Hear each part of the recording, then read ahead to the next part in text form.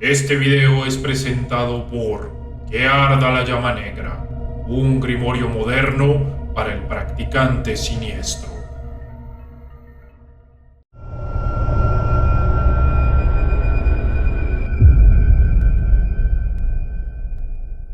¿Qué tal, amigos de YouTube? ¿Cómo están? Sean bienvenidos a un nuevo episodio de Ecos del Abismo. Para comenzar, me gustaría muchísimo agradecerles porque ya somos poco más de 30,000 personas aquí en Ecos del Abismo en YouTube. Ha sido un camino largo, laborioso, pero sobre todo muy disfrutado para llegar hasta aquí.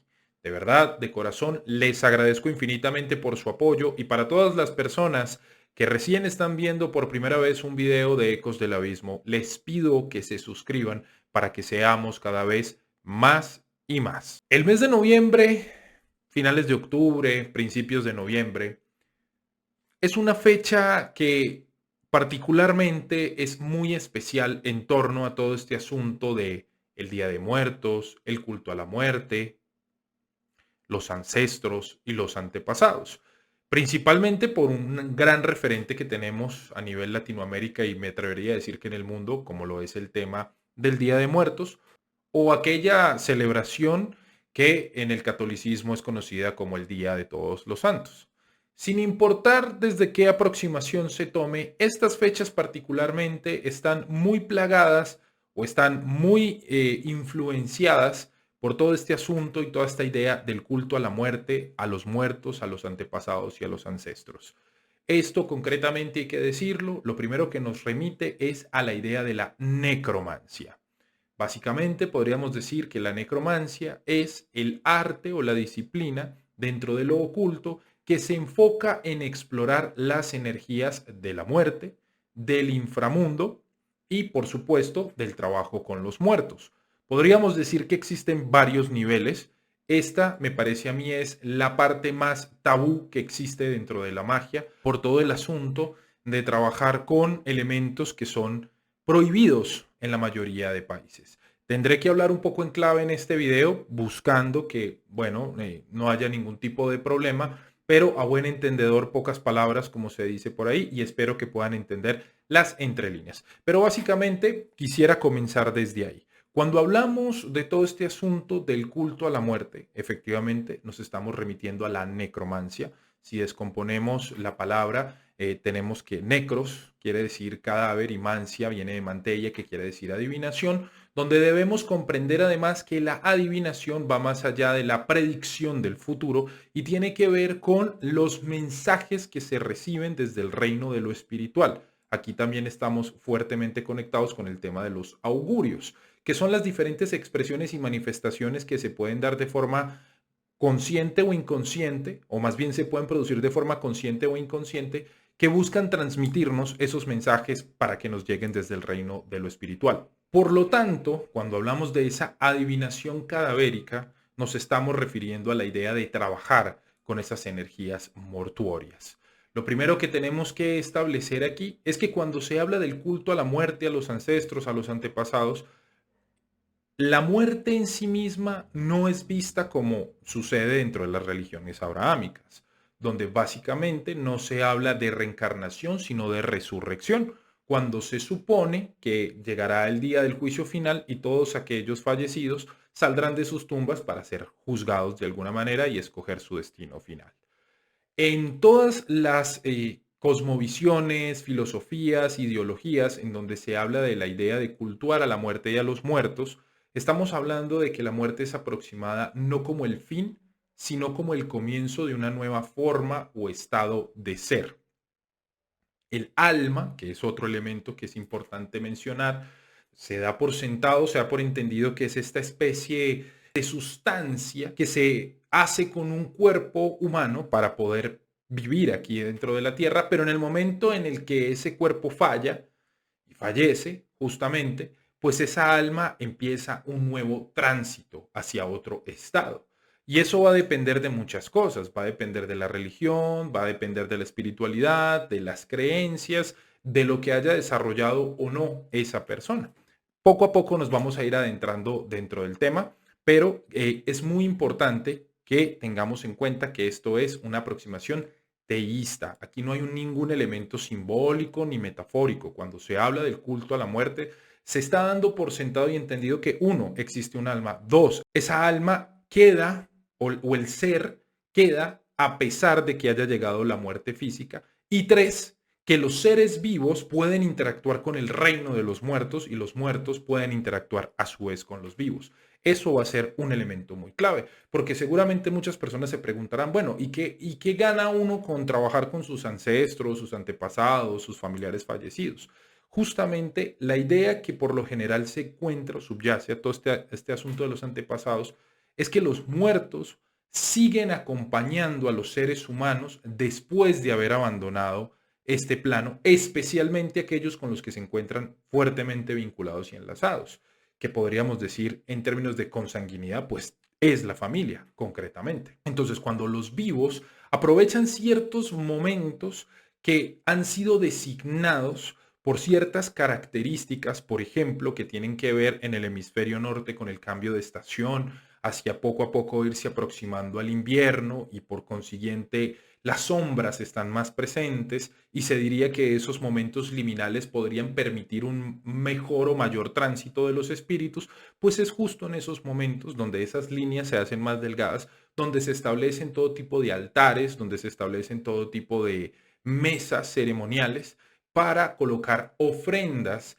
que los difuntos hubiesen disfrutado cuando estaban vivos y así obtener su presencia y su favor y claro, desde un sentir un poco menos de estar pidiendo cosas, pues honrar a esos familiares, honrar a esos antepasados. En algunas oportunidades, la palabra necromancia y nigromancia, esto es algo que vale la pena hacer la aclaración, se utilizan como una especie de términos intercambiables. Y aunque se pueden conectar entre sí, definitivamente aluden a cuestiones un poco distintas la una de la otra. Nigromancia, si lo hacemos el mismo ejercicio de descomponer etimológicamente, nigro viene de nigrum, que quiere decir negro, y mantella, pues ya sabemos que es mancia, adivinación y demás. O arte, creo que también es una forma en la que se puede traducir, aunque no literalmente, desde luego.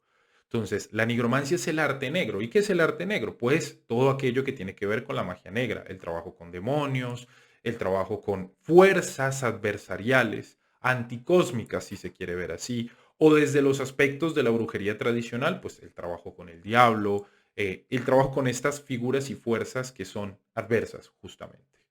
Entonces, si bien tanto la nigromancia como la necromancia trabajan con el inframundo o con los reinos inferiores, si lo queremos ver así, pues lo uno alude más a lo daemónico o a lo demoníaco y lo otro tiene que ver más con el asunto de la muerte. Y ambos caminos, aunque se pueden encontrar en ciertos puntos, van a de alguna forma representar experiencias, vivencias, estudios distintos entre sí. Entonces, no hay que confundirlo. Cuando hablamos de necromancia, estamos hablando directamente del culto y trabajo con la energía de la muerte. Una energía que además, hay que decirlo, se enmascara o se representa dentro de las diferentes culturas y civilizaciones de diferentes formas.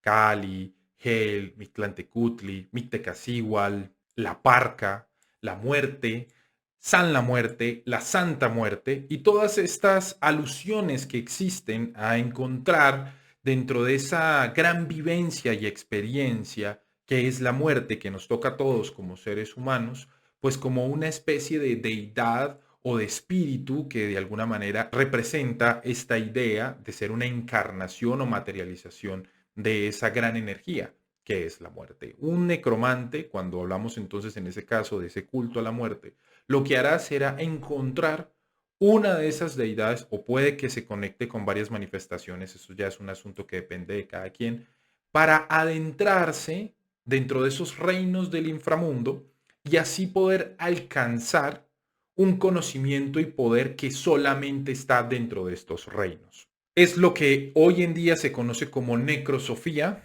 o la sabiduría de lo necro, ¿no? De lo que tiene que ver con la muerte. Cuando observamos la parte griega, encontramos el concepto de la catabasis, que básicamente nos refiere a esa idea de bajar hacia el inframundo, descender al inframundo. Son muchas figuras, no solo dentro de lo griego, sino en diferentes mitologías, que se ven obligadas o se ven impulsadas de alguna forma a descender hacia el reino del inframundo, porque allí yace un conocimiento, yace una energía, yace una experiencia que incluso los dioses tienen que vivir independiente de que no quieran morir.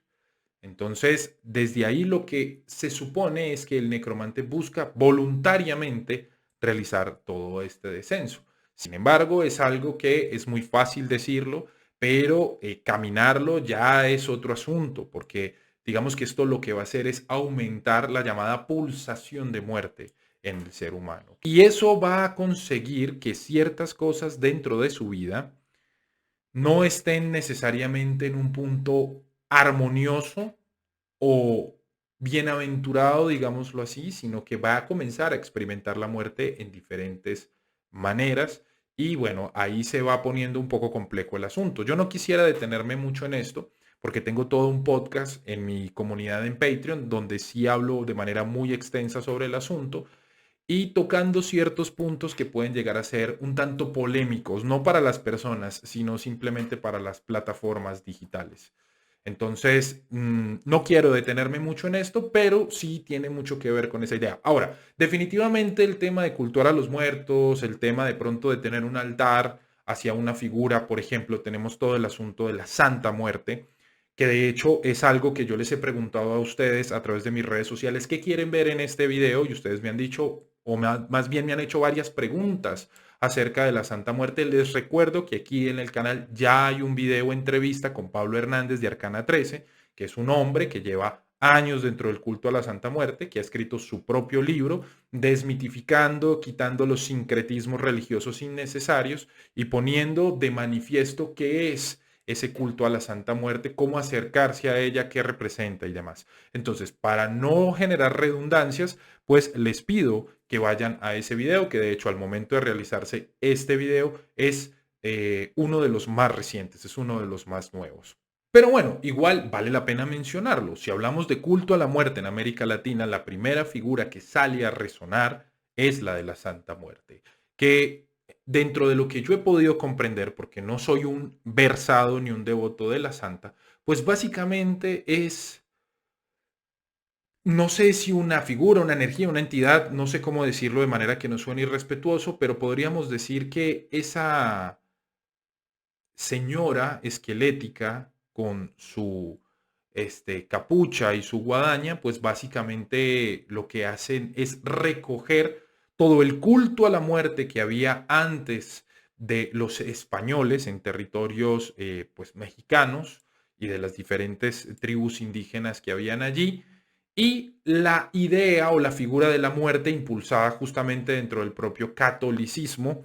Todo esto se amalgama, todo esto lo que nos hace es una especie de tránsito, ¿no? De figuras como Mictlantecutli, Mictecacihual, el culto a la muerte, lo cadavérico, el cráneo, etcétera, etcétera, y se va acomodando hacia un contexto en el que permite la continuación de esa expresión. Tanto es así que precisamente el más claro ejemplo de esta supervivencia del culto a la muerte la encontramos en el Día de Muertos, que es una celebración que se realiza particularmente en México o principalmente en México, que no ocupa solamente un día, sino que son varios días, hasta donde tengo entendido, dentro del mes de noviembre, sus primeros días, en los que básicamente las personas recuerdan a aquellos familiares, aquellos seres queridos que ya no están aquí, les rinden culto, tributo y homenaje y recuerdan su memoria a través del establecimiento de pequeños altares domésticos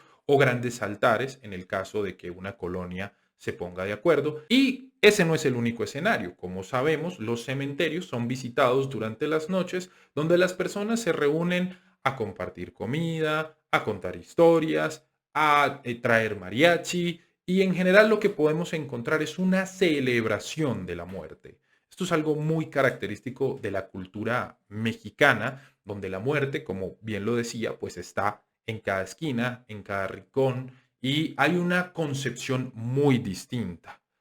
Creería, y esto aquí quiero hacer un paralelo, se da precisamente por esa resistencia de ese concepto que se tenía antiguamente de la muerte. En países como Colombia, que fueron fuertemente influenciados por el catolicismo, que han mantenido, esta es una visión personal mía, lo que voy a decir, puede que alguien esté en desacuerdo, pero es lo que voy a decir desde mi perspectiva. Tiene lo que son los cultos indígenas muy marginados o los tiene muy limitados, es decir, lo indígena dentro de los indígenas, mayoritariamente. Cuando hablo mayoritariamente me refiero que nosotros, por lo general, no tenemos costumbres que sí hay en otros países que tienen esos orígenes indígenas e indistinto de la raza o del color o de lo que sea, se practican. No, obviamente hay gente que se acerca a las comunidades indígenas y empieza a nutrir esta parte, pero no es lo general.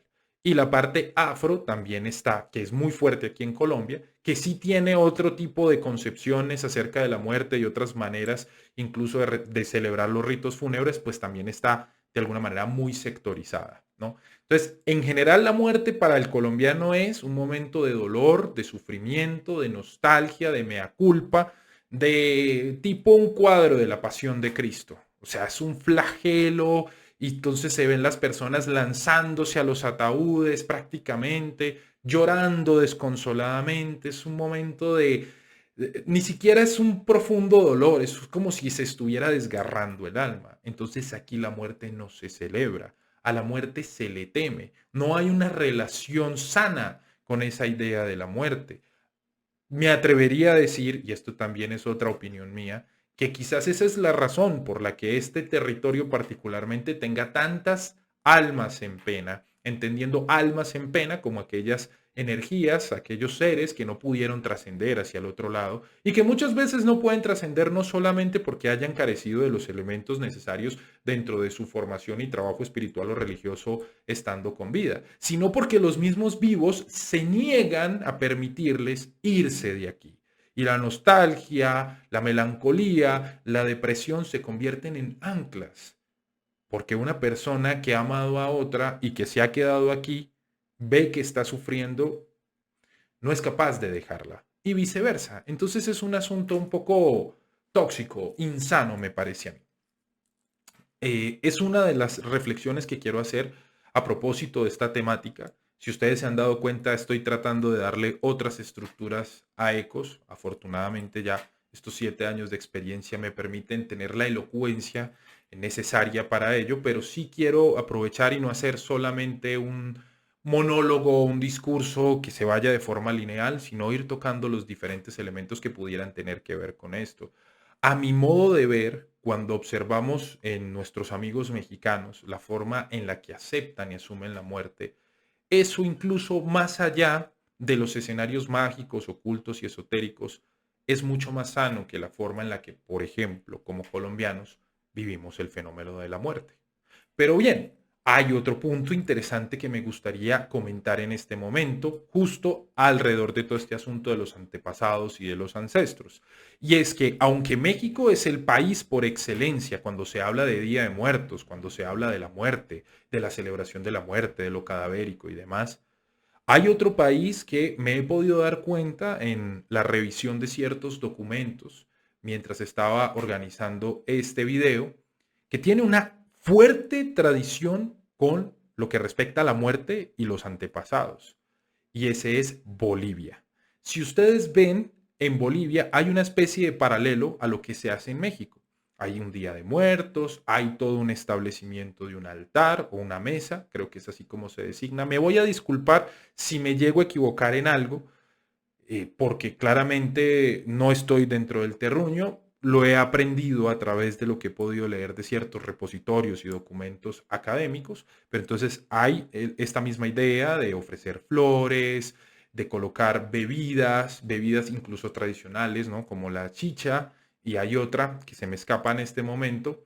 Mm, y lo que podemos encontrar ahí es el mismo elemento que hay en México, y es, a pesar de la introducción del catolicismo, un elemento de resistencia que dijo como, bueno, de alguna forma, ok, vamos a asumir estos elementos abrahámicos, estos elementos semíticos de la cruz, de que hay un Dios, etcétera, etcétera, pero vamos a conservar nuestras creencias y nuestras ideas. Y eso tiene mucho sentido, mucha razón de ser, porque justamente como lo dicen los académicos, dentro de lo andino se encuentra la idea de el complemento por oposición. la luna y el sol, el hombre y la mujer, el día y la noche, y de alguna forma creería que por eso se da esa facilidad para poder amalgamar esos elementos, porque es muy contrario justo a lo semítico, que es bastante dualista y es bastante maniqueísta, el bien, el mal, lo negro, lo blanco. Ambas cosas no pueden coexistir, sino que tienen que necesariamente estar enfrentadas. Entonces, volviendo al asunto de Bolivia, encontramos elementos muy similares, encontramos toda esta idea de que octubre, por ser un mes seco, está muy relacionado con los huesos, que justamente quedan así, secos, ¿no? Y además de eso, hay otra celebración o otro ritual, otro festival, no sé cómo llamarlo, que para mí se tiene que llevar el primer puesto dentro de lo que respecta a las celebraciones de los antepasados en América Latina. Quizás algunos lo saben, aquí hay personas dentro de la audiencia que sé que son de Bolivia, pero para quienes no lo sepan, allá en Bolivia el 8 de noviembre se celebra ñatitas. Ñatitas hace relación a la palabra ñato, que la utilizamos aquí en América Latina para referirnos a alguien de nariz corta, que es justo como quedan los cráneos después de que, bueno, ya se les ha caído toda la piel, la carne, etcétera, etcétera. Pues resulta que esa celebración, uno de sus elementos principales es que las personas conservan una tradición que es portar el cráneo de una persona en un cementerio y colocarle ciertas ofrendas y hacerle ciertas atenciones. Según lo que he podido comprender, es incluso un asunto familiar. Díganme ustedes en qué otro país de América Latina habría tal respeto por lo tradicional, teniendo en cuenta que todos los países por lo general tienen una legislación respecto a la manipulación y al mantenimiento de restos óseos. Pero ¿qué otro país permite una cosa de esas? Es decir, sé que en México hay ciertos pueblos y hay ciertos lugares donde, por ejemplo, abren las tumbas, sacan el difunto, limpian los huesos como una forma justamente de generar esta honra a los ancestros. Pero ese asunto ya de que haya una idea general, ¿no? De tener un cráneo o varios cráneos, o incluso, según lo que he escuchado por ahí, hasta cuerpos enteros, eso es otra cosa. Eso definitivamente nos habla de que aquí en América Latina hay una tradición muy fuerte con respecto a la muerte y hacia esos territorios andinos, hacia esos territorios donde todavía respiran esos ecos del pasado incas, pues definitivamente hay todavía mucho más. Pero entonces, ¿para qué me sirve esto? Básicamente, cuando lo vemos desde la cosmovisión andina, se encuentra la misma idea que ya les había comentado. Cuando la persona fallece, su alma simplemente pasa a otro estado. Y estando desde allá en esa esfera de lo espiritual, puede intervenir por los seres humanos, puede intervenir por sus familiares. Entonces, lo que hace el vivo es entregar ofrendas para recibir cosas, para recibir una buena cosecha. Esencialmente esa era una de las ideas, supongo que dieron origen a todo el asunto. Y me imagino que hoy en día se utilizan otro tipo de favores. Pero eso es lo que básicamente se trata de hacer. Y entonces, a partir de ahí, ahora me voy hacia la idea general y global, porque no es solamente aquí donde encontramos este asunto del culto a los muertos, en México, en Bolivia, eh, o en otras partes de Asia, que también hay que mencionarlo, donde se habla mucho de este espacio, este lugar designado para los ancestros, que se tiene muy claro quiénes son los ancestros, se tiene muy claro cuál es la línea de descendencia. Pero asimismo también tenemos los eslavos, para quienes los difuntos eran muy importantes. Y ni que hablar de la parte escandinava, donde también juegan un papel predominante y fundamental. ¿Qué encontramos como constante y elemento común dentro de todo esto? Que los ancestros, los difuntos de la familia, conocidos o desconocidos, son la primera línea espiritual con la que cuenta un ser humano. Ni siquiera un dios, ni siquiera un ángel, ni siquiera un diablo o un demonio. Son los ancestros los primeros con los que cada uno de nosotros camina. Como me dijo alguien un día, nadie camina solo, sus ancestros vienen detrás de él y a su lado. Por eso es que resulta fundamental comenzar a generar una cultivación de ello. Porque si lo vemos desde esa visión, básicamente, nosotros no somos el resultado de que nuestro padre y nuestra madre se hayan juntado y ya está, Somos el resultado de que otros seres humanos hayan decidido juntarse, tomar ciertas decisiones para que nosotros podamos estar aquí de alguna forma. De hecho, eso se ve mucho dentro del africanismo también, que es otra línea que tiene un culto muy fuerte a los ancestros, pero de la que hablaré en un momento más. Cuando nosotros brindamos ofrendas a esos difuntos, a esos antepasados, fortalecemos nuestro propio linaje familiar y podemos conseguir la presencia y el favor y las bendiciones, si lo queremos ver incluso así, de esos ancestros y de esos antepasados. Una de las preguntas más frecuentes que me hicieron en esta cajita de preguntas que coloqué cuando hablé de todo este asunto de que iba a hacer un video sobre el culto a la muerte y los ancestros y demás es, ¿yo qué hago si no sé quiénes son mis ancestros? Eso es algo muy común, por ejemplo, aquí en Colombia donde, por ejemplo, a nivel personal, yo he intentado indagar a mi abuela lo que más he podido de quién era su papá y el papá de su papá, y no hay mucha respuesta, porque culturalmente eso no importa. Yo me atrevería a decir que el colombiano cree que el mundo comienza el día que nació y termina el día que se murió, como que vive en una especie de atemporalidad o en una línea recta, sin entender que hay una cantidad de líneas que han hecho, que se mueven alrededor nuestro más bien y que configuran la realidad de alguna manera. No se tiene esa idea de recordar de dónde venimos de alguna forma. Sin embargo, somos el resultado de dos personas, un padre y una madre. En Colombia es muy común tener los dos apellidos. Hay países en los que solo se tiene uno, aquí se tienen los dos. Lo que de alguna forma yo he visto que puede resultar de manera positiva es generar ese establecimiento del altar de muertos con un velón blanco central. El blanco tiene que ver con toda esta idea, sí de lo necromántico, sí de la muerte y demás, pero desde un sentido, digámoslo, no tan agresivo, ¿sí? No tan abrasivo como cuando se habla de un velón negro. Pero bueno, alguien podría quererlo utilizar. Lo que se va a hacer es establecer nuestro nombre completo con nuestros apellidos dentro de ese velón. Lo podemos inscribir o lo podemos tallar. Se puede colocar medio vaso con agua, se pueden colocar otras ofrendas como licor. Sabemos muy bien que en América Latina hay una alta costumbre de consumir cigarro, de consumir licor, entonces esas son ofrendas que se pueden dejar. Si ya existen personas que hayan fallecido y hayan sido importantes para nosotros, se puede colocar esa fotografía ahí. Si no tenemos mucha idea, simplemente con el tema de los apellidos. em, y hay algo que puede llegar a funcionar. Estos son cosas que no les puedo decir exactamente de dónde provienen, sino que han sido transmitidas a mí por personas que saben del asunto. Y es, a la hora de empezar a trabajar, hay que tocar 3 veces el techo, 3 veces la pared y 3 veces el piso. Lo que nos da 9 y 9 es un número muy asociado con el tema de la muerte y demás.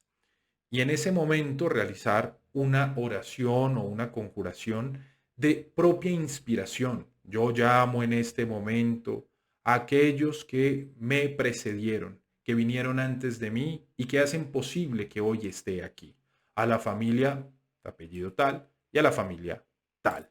Para que todos aquellos de ustedes que puedan brindarme conocimiento, sabiduría, poder, bendiciones en mi andar, me acompañen.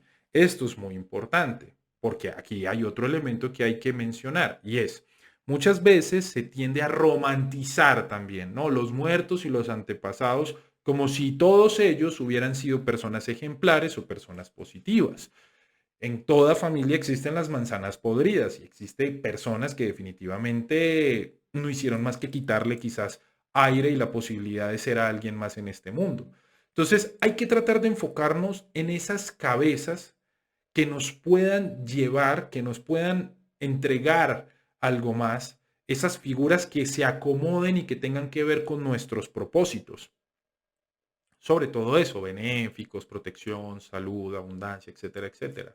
Porque recordemos, vuelvo y repito, no todas las personas necesariamente fueron positivas, sobre todo algunas de esas que quedan penando. Yo lo comentaba también, otro paréntesis más o otro corchete, si lo quieren ver así, en el podcast de mi Patreon cuando hablaba del tema de las ánimas en pena, que son muy famosas aquí en Colombia. Y yo creería que en América Latina, ¿no? Mucha gente, no, pues yo le voy a hacer la novena, las ánimas en pena, y les voy a poner su velón. Y voy a trabajar con ellas para diferentes cosas.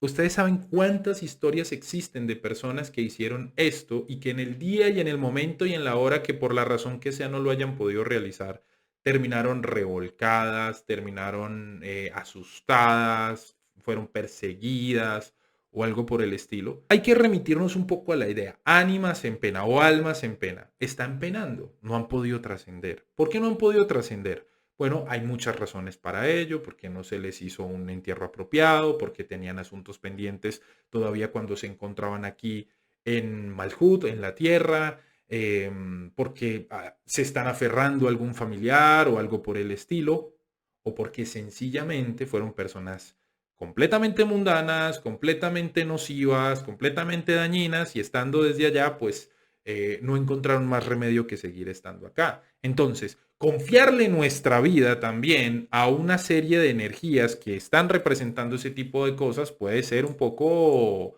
complicado, ¿sí? Hasta cierto punto, me lo parece a mí. Una de mis abuelas que ya falleció, ella siempre me lo dijo. O sea, si yo no hago la novena, y no es que ella haya prometido y haya dicho, no, es que yo voy a rezar hasta el día que me muera, yo amanezco tirada. Y claro, alguien podría decir, bueno, eso tiene ciertas explicaciones por el tema de ella está creyendo en esto y puede que ella misma se lleve a eso cuando está dormida. Puede ser, ¿no? El caso es que hay muchas historias de ese tipo. Entonces, creo que hay que tener mucho cuidado a la hora de trabajar con muertos. Es como cuando se entra a Camposanto. Y, ay, no, es que yo quiero encontrar a alguno con el que pueda trabajar. Hay que tener los sentidos muy afilados para poder percibir esa energía y saber si es amigable, saber si es confiable, saber si se puede trabajar con él o con ella. Pero bueno, hay muchas cosas más por debatir, hay muchas cosas más por discutir, pero hay un último elemento con el que yo quisiera terminar este video, aunque bueno, creo que valdría la pena cerrar un poco el esquema que les estaba explicando.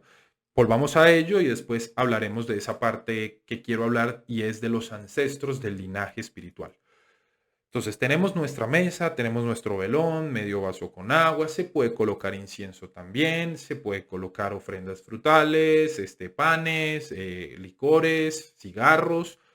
Y si hay alguien que particularmente estamos conectados o vinculados con él o con ella, pues le colocamos algo que haya sido de su preferencia. Lo que trataremos de hacer es simplemente invitarlos, pedirles que vengan a nosotros, que reciban esas ofrendas, si tenemos peticiones realizarlas y que después de esto pues se puedan ir. Esas ofrendas deben ser quemadas o deben ser dispuestas en la naturaleza de ser posible. Si esto no es posible, pues con mucho respeto se retirarán. Aquí hay que hacer uso de la observación de la llama de la vela y del medio vaso con agua. Usualmente es muy, digamos, común que cuando se trabaja con muertos y se trabaja con agua, el agua o se consume muy rápidamente, como dicen por ahí, los muertos tienen sed, o empiezan a haber una presencia de burbujas, como si fuera agua carbonatada, pero pues nada en el ambiente está haciendo que esto suceda. Esto se debe interpretar como una señal de que los espíritus están ahí. Lo mismo el velón. Si el velón, su llama es fuerte, grande y demás, pues listo, fue bien recibida. Pero si empezamos a ver una cantidad de lágrimas saliendo, desprendiéndose del velón, hay que tener precaución. Puede haber algún ancestro que esté necesitando ayuda de alguna forma para poder trascender. Dentro de todo este asunto, voy a hablar algo aquí que puede que a algunos les guste, puede que no, pero son diferentes áreas que uno va conociendo por ahí que pueden tener cierto sentido. Quienes hayan escuchado el concepto de constelaciones familiares, el árbol familiar y todas estas cosas, ¿no? Saben muy bien que cuando un individuo logra como que ayudar a un familiar, a un antepasado, a cerrar alguna etapa de su vida, a cerrar algún ciclo, a sanar algo, a resolver algo, pues eso se ve retribuido positivamente dentro de su vida. Entonces uno dirá, bueno, ¿yo cómo sé cuál de esos ancestros o quién es el que lo necesita? Ah, si el contacto se ha dado de forma poderosa y si nosotros estamos facultados con ciertas sensibilidades o cuando menos tenemos una posibilidad de soñar decente, ahí lo veremos. Ahí se manifestará, se aparecerá, se darán los mensajes. Puede que uno se vea en un cementerio particular, vea un nombre y luego tendrá que generar las indagaciones con los familiares disponibles para ver de quién podría tratarse. Y de esa manera ayudar, ¿sí?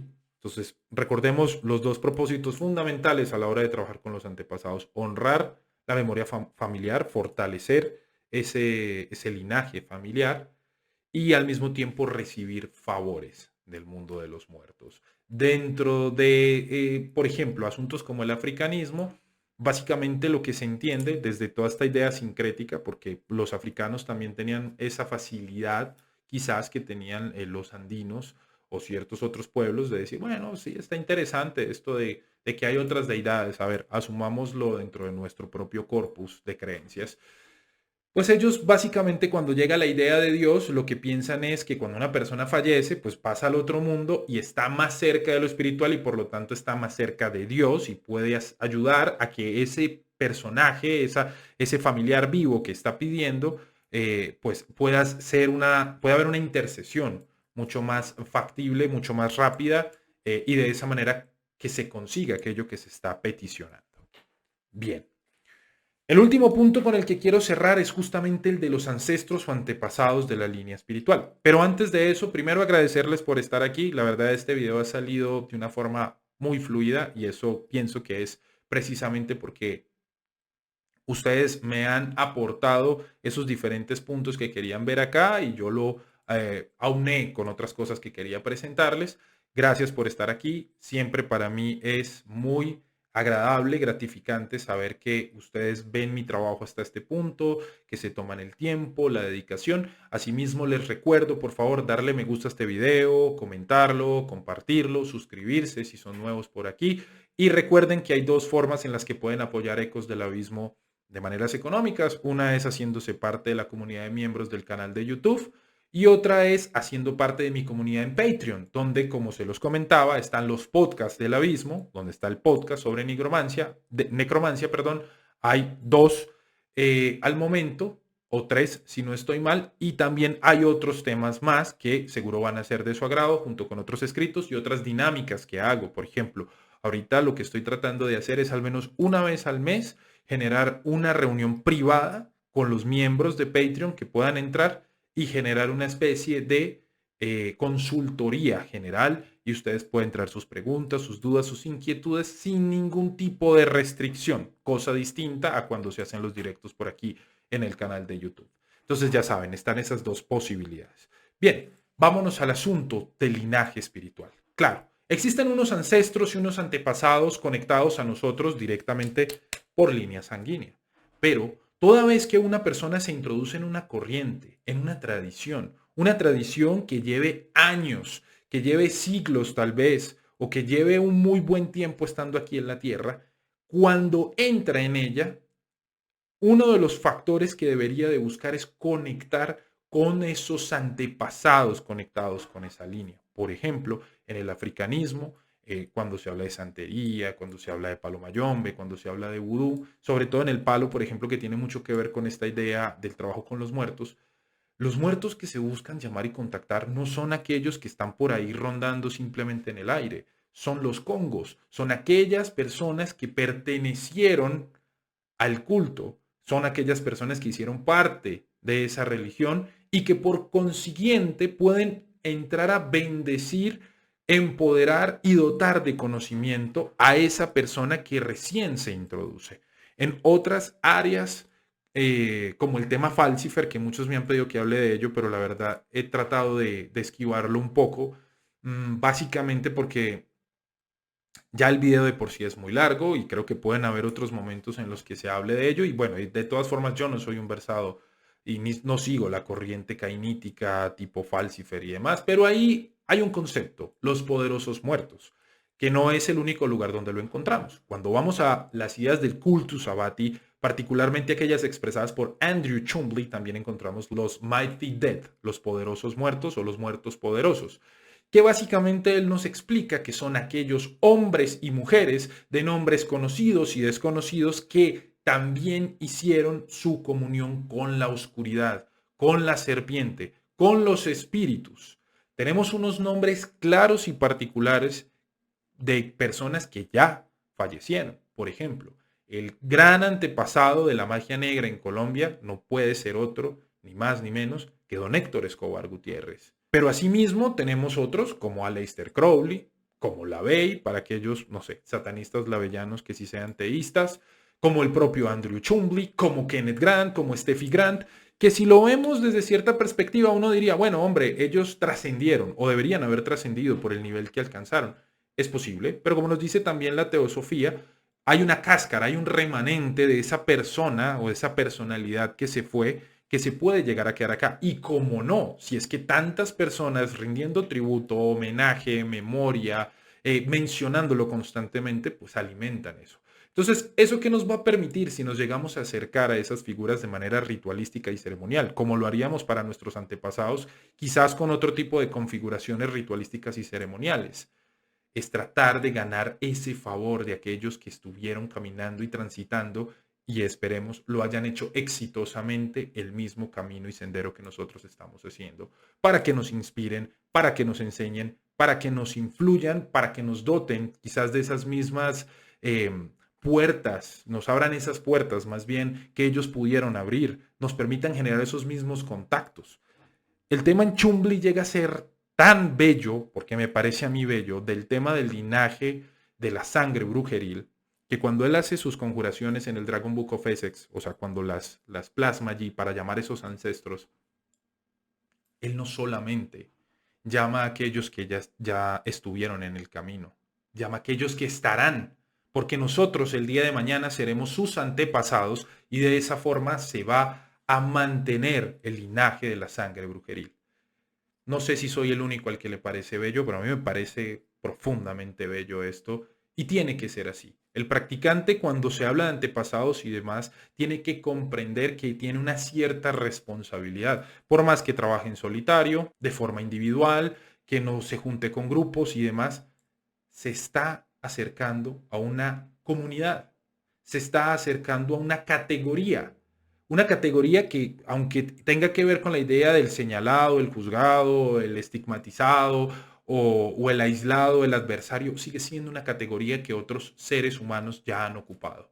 Entonces resulta mucho más poderoso reconocer eso, porque todo aquel que ha cultuado a sus ancestros y sus antepasados, sea de su familia o sea de la corriente y la tradición a la que pertenece, sabe muy bien la cantidad de puertas, la cantidad de información y de empoderamientos que llegan de esos ecos y susurros del pasado. Muy bien, espero que este video les haya gustado, que como siempre les haya dejado más preguntas que respuestas.